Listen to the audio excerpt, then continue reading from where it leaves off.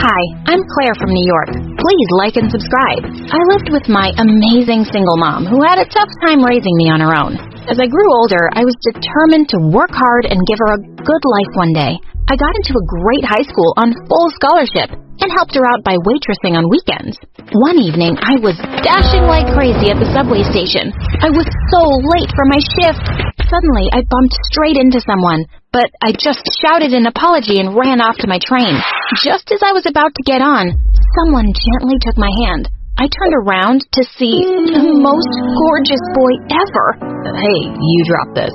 He placed something in my hand, and I gasped. It was my bracelet. Thank you so much. I would have been devastated if I'd lost this. I'm so glad I found you.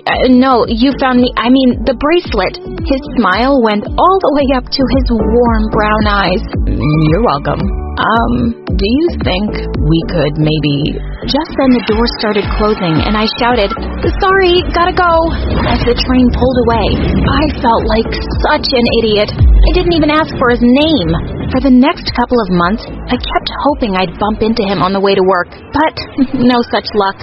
Summer break was over, and I was really looking forward to seeing my best friend Tessa, who'd been away on vacation. We hugged excitedly, and she put her arm through mine as we walked to class. There's so much I have to tell you. But first, did you ever find the train guy again? No. It sounds stupid, Tess, but we had an instant connection. He almost asked me out, and now he just disappeared. Aw, Claire. We'll hunt the whole city down till we find him. Now come on, let me introduce you to my new boyfriend, David.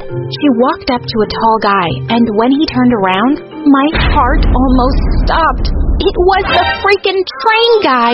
He didn't seem to recognize me as Tessa introduced us, telling me how their dads were friends and they'd met on vacation. His family had recently moved to our town, so he'd joined our school now. Of all the guys in the world, Tessa had to meet him? The first class we had that day was English literature, and to my dismay, the teacher chose me and David to read out something from Shakespeare. I picked out a scene from Romeo and Juliet, but David muttered loudly, "Please, kill me now." What, you don't like it? No. It's a story about two people who were so dumb, I was happy when they died. It's so lame. Oh, is that your expert opinion as a world-famous writer? No, it's my expert opinion as someone with good taste. It's not romantic, it's stupid. Dying for love is stupid? The dumbest. You have the emotional depth of a teaspoon. At least I have a brain. But fine, you want me to be stupid Romeo? I'll do it. No, I don't want to now. I pulled the book away from him as he held onto it tight, and suddenly we both fell down, ripping it in half. Everyone was staring at us, and the teacher told us to go back to our seats. Ugh, this guy was so annoying. It wasn't a great start, but because of Tessa, we both made an effort to be nicer. And I wanted to hate him, but I really couldn't. He was smart, funny, sweet. He was kind of perfect. For Tessa, of course. Some months later, we had a big calculus assignment to work on, but when I went to the library, only David was there. He told me Tessa wasn't feeling well, and I sat down awkwardly. As we got busy working, I suddenly noticed David looking at my notebook. You're doing it the wrong way. My answer is the same as yours. But why use such a long method when there's a shortcut? Because shortcuts lead to mistakes. Watch and learn. He pulled his chair closer and started scribbling away. I could hardly focus. Gosh, he smelled so good. There, done. Okay, you're a genius. I'm calling it a day. I gathered my stuff and started to leave, but he followed me. Have I offended you? Why does it always seem like you're mad at me? No, I'm not. Yes, you are. Am not. Just tell me, Claire, why are you angry at me? Suddenly, the words just came spilling out. Because you didn't remember me. Wait, what? Nothing. It's nothing. I'll see you around. And with that, I ran off. Why did I have to say such a dumb thing? A few weeks later, we had the spring dance at school, and I accepted when a boy from class, Eric, asked me to go with him. I was actually having a pretty good time. And when I stopped to rest, Tessa and David joined me. That Eric seems like great boyfriend material, Claire.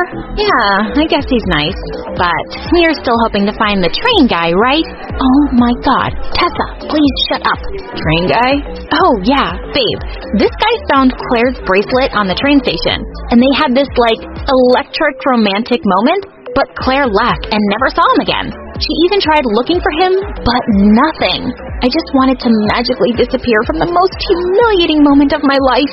Eric came just then and whisked me off to the dance floor. The next day, I was just really distracted at work. I broke 2 glasses, knocked over a jug of water, and then I bumped into a waiter, sending food flying everywhere. I was pretty sure I'd be fired. But that night got even worse when I suddenly noticed my bracelet was gone. I broke down into tears, and the staff helped me look all around the kitchen. The manager even let me stay back and search the restaurant once the customers were gone, but I didn't find it anywhere. Feeling crushed, I finally left and walked straight into someone outside. Hey, what's wrong? My bracelet! It's gone. It's the last birthday gift my dad gave me. David pulled me into a hug, and I buried my face in his shoulder. A minute later, he spoke.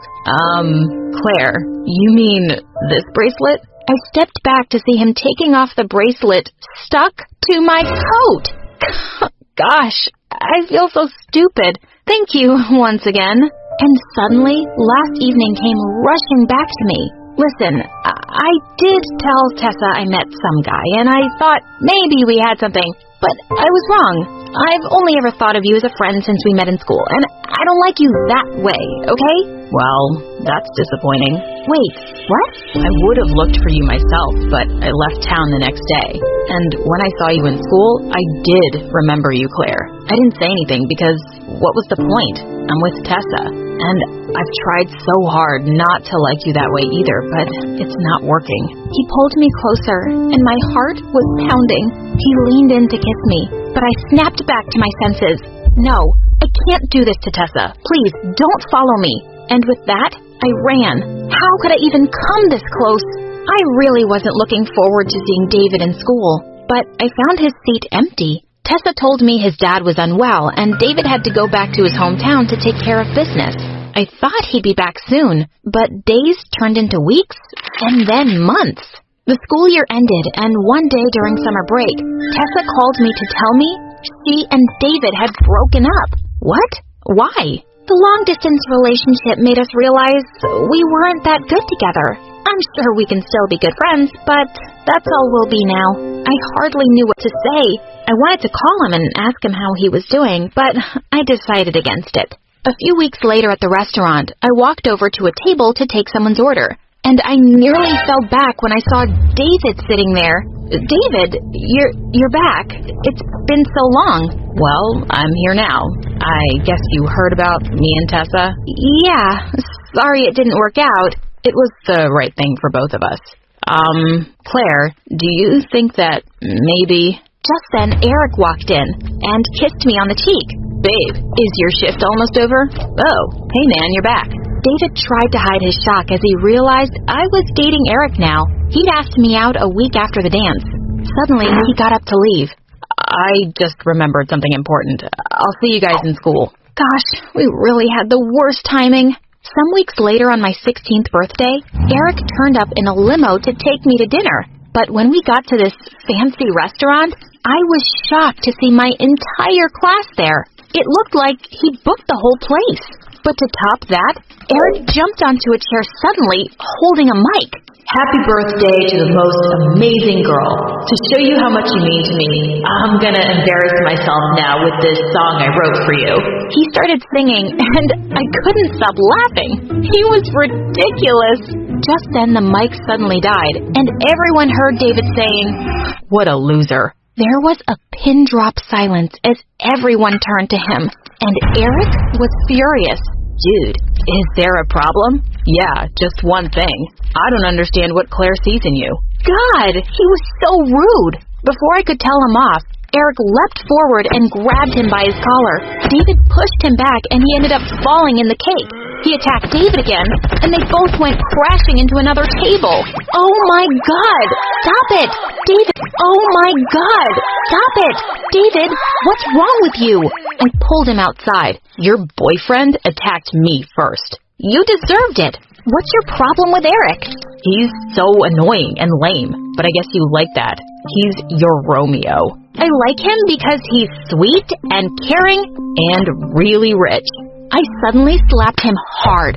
Did you just call me a gold digger? Gosh, you're being such a jerk. Wait, no, I'm sorry. I didn't mean that. And I don't hate Eric. I just hate that I missed my chance with you again. I wished every day I'd followed you on that train, and things could be different.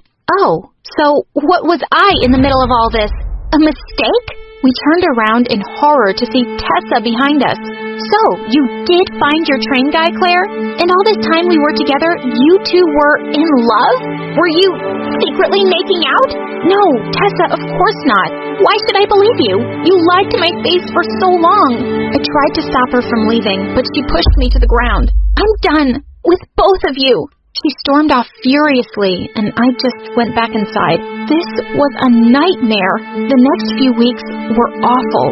Tessa refused to talk to me. I refused to talk to David, and everything was a mess. Then Tessa didn't come to school for a couple of days, and I began to feel worried. I finally asked the teacher, and she told me Tessa and her sister had been in an accident. Oh my God! I went straight to the hospital and found Tessa in the waiting area. I rushed forward and hugged her tight, and she hugged me back. I'm okay, but my sister's in surgery. I'm just so glad you're here, Claire. I held her hand through it, and we were so relieved when doctors told us she was going to be okay. We took a walk outside, and Tessa turned to me. Claire, how could you be so stupid? Why didn't you tell me David was the guy? You would have hated me even if I had, Tessa. And it doesn't matter now. I'm with Eric. Just listen to yourself, dummy. You're with Eric, but you're not in love with Eric. I just ignored her. I wasn't hurting Eric now. I'd messed up things enough. A few weeks later, Eric was having a Christmas party at his place. When I came down all dressed up, Mom said a package had arrived for me. I opened it and gasped. There was a beautiful pair of earrings inside that perfectly matched my bracelet. A note fell out. This was supposed to be your birthday present. I'm really sorry for everything, Claire. I'm leaving tonight, and I'll be transferring back to my old school. I hope you and Tess patch things up. David. What? I couldn't believe he was leaving for good. I went to the party with a heavy heart, and there I had another surprise waiting. Eric immediately pulled me into a room and popped out a freaking diamond ring. What are you doing? Claire, let's just get engaged. My family would be so pleased if we announced it tonight. We won't get married right away, of course, but... Eric, please, stop. I can't. He looked at me in shock. It's because of David, isn't it? Well, yes and no. I don't want to be engaged. I don't want my life planned out for me. You're a great guy, but I'm not ready for this. I'm sorry. He quietly kissed me on the cheek and just left. And I immediately called an Uber to the train station. I looked around frantically for David, and just then I saw him climbing onto the train. As I hopped on after him and took his hand, he turned around in shock. Claire, what are you doing here? Taking a train ride with you? Also, I broke up with Eric. We're both single now, so what do you want to do about it? He smiled like the first time I saw him. Do you think we could maybe get dinner sometime? Finally! Yes! And he pulled me in for a kiss. My dad was a cruel businessman who loved to torture his employees. His secretary once asked him if she could leave work earlier to pick up her sick daughter from school, but he responded, "Ha! Today you're going to work overtime until midnight or you're fired. Now go back to work, you lazy bum." Afterward, he thought it was funny to make me, his 8-year-old daughter, fire a pregnant woman. "I'm sorry, but you can't work at this factory anymore. My dad says you have to find a new job." "No, please. Just give me one more chance. I have kids to feed." It was disturbing, especially when police stormed our mansion one night. They arrested Dad for burning down the factory of his biggest competitor. "Admit it. You set the fire." "Ha! Listen to me, you turd. You have no evidence against me. So let me go or I'll sue the hell out of you." He was also a cheater. He threw big parties at our house, invited beautiful models and made out with them right in front of my mom. I can't understand why she married a man like him. Dad was so hated that I needed security guards to pick me up from school. But at age 15, I got rebellious and secretly walked on my own to a friend's house. That's when I was yanked into a van by 2 masked men. It happened so fast, I didn't even have time to scream. I'm sorry we gotta do this to you. Do you want some bottles? Your dad wanted to buy my family's shop, but when we refused to sell it, he just burned it to the ground. Now my parents live in poverty all because of him. I'm so sorry. Well, the money drop is happening today. Once my buddy picks up the cash, he will call me and I can let you go. But Chris didn't get a call. Something's wrong. Yeah, I don't think my dad would pay money to get me back. He probably caught your buddy and is milking him for our location right now. Damn it. What should we do then? Look, my dad doesn't like parting with his money. If you really want it, you're gonna have to steal it from him. I brought Chris to a hidden escape tunnel that led into my dad's mansion. Let's rob him together, 50-50. Deal? I knew Dad was hiding money under the wood pilings in the living room. But right when I pulled it out, my dog found us and started barking like crazy. Shh, it's me, be quiet. Then someone came into the room. It was Dad. I knew it. You only pretended to be kidnapped to get my money. That's not true. You ungrateful little brat. You disgust me. Good. I never want to be like you. You are evil and do nothing but destroy. That's why no one loves you. Then Chris body slammed him, gagged him, and tied him to a chair so we could escape with our loot. All in all, we got $300,000 US. Chris gave his half to his family. I had other plans for mine and asked and listened to her. I loved the crunch of grinding sand between my teeth way too much. That's why she stopped taking me to the playground. But I didn't care because I had enough sand at my school. I also learned that it tasted even better when I combined it with other food. Bubblegum mixed with sand was the best. I could chew and crunch it during class and no one knew about it. This continued until I visited my dentist. When he looked at my teeth, he said, "Holy cow, what happened to you? It looks like you've been eating stones." I lied and said, "I have no idea." That's why the dentist called the police and told them to investigate if my parents were grinding my teeth as some form of punishment. Only then, I admitted that I was eating more or less 1 glass of sand per day. Of course, everyone reacted confused because they thought that sand tasted awful. And afterward, my mom took me out of school, forbid me to leave our house, and started homeschooling me. She was too worried I would continue eating sand and destroy my teeth. Well, her plan worked until I moved out at 19. Now I was studying at college, but I quickly started taking sand from kids' playgrounds again, so I could crunch and eat it at home. It took less than 2 years until I had completely destroyed all of my back teeth. Of course, it was incredibly painful, but my dentist had the idea to pull out what was left of my back teeth and to replace them with metal teeth. Said and done, it looks terrible and was quite expensive, but now I can crunch as much sand as I want. But I also visited a psychologist who diagnosed me with an eating disorder called pica. It's a real disorder where people get addicted to eating sand, dirt, or other non-nutritional substances. With a lot of his help, I was able to switch from eating sand to eating ice. That's much healthier and offers a similar satisfying crunch. Of course, I still sometimes eat sand, and when I had my first kiss 2 months ago, the guy asked me why I had sand on my lips. I told him, "It's because I'm addicted to eating sand, you stupid!" And he started laughing because he thought I was joking.